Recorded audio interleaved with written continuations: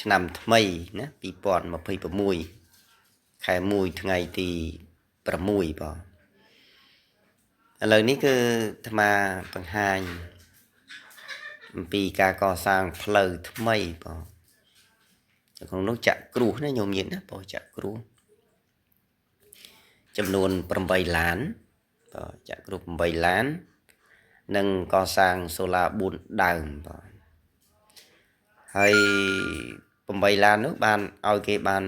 5ឡានហើយញោមនៅសល់ចម្ពាក់គេតែ3ឡានទេបងហើយនឹងសូឡា4ដើមបងគឺចេញពីស្ពានយល់ណាញោមបងចេញពីស្ពានយល់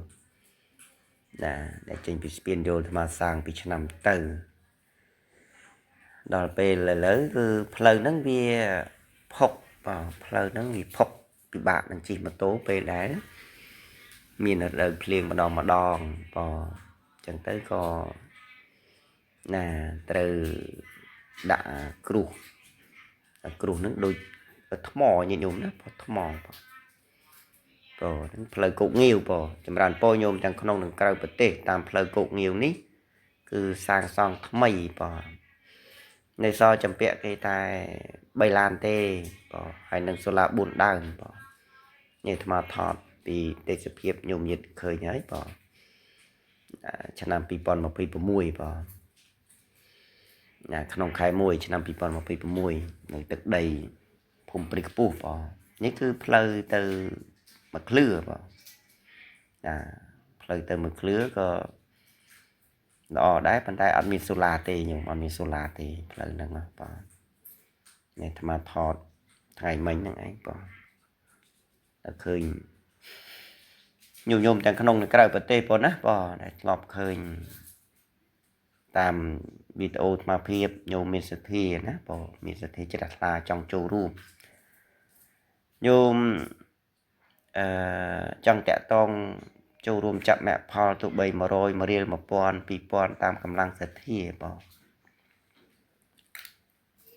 ហើយញោមនៅឆ្ងាយគឺញោមផ្ញើតាក់តងមកតាមឆាតមកផ្ទាល់មកបងតែញោមនៅចិត្តមកប្រកេនផ្ទាល់បងណាផ្លូវទៅមកឃ្លឿហើយនឹងផ្លូវទៅខាងសំណង់បងដែលអាត្មាថតដ្រូនអំពីលើហ្នឹងបងមួយរយៈនឹងមួយខែជាងដ្រូនអាត្មាអត់ដែលបានធ្វើតេស្តញោមឡើងចង់អស់ថ្មបងចង់អស់ថ្មចង់អែរើមិនទេញោមបងអញ្ចឹងក្នុងคลิปវីដេអូនេះសូមជម្រាបចម្រើនពរញោមញាតណាបងញោមមានសទ្ធាតាក់តងមកបងតាមឆាតបើឃើញតាម YouTube ញោមក៏ comment បានញោមណាបងតាម YouTube អាត្មាណាបងតែបើតាម page តាម Facebook ញោមឆាតមកផ្ទាល់មកបងហើយសម្រាប់ញោមញាតនៅទីនេះញោមអាចអញ្ជើញមកផ្ទាល់បានបងហ្នឹងហើយដែលញោមនៅឆ្ងាយញោមអាចឆាតមកឬក៏ comment ចឹងទៅគឺអាត្មាផ្ញើ QR code ជូនញោមណាបងអរគុណចំពោះញោមញាតប្រុសស្រីទាំងក្នុងនិងក្រៅប្រទេសដែលបានទស្សនា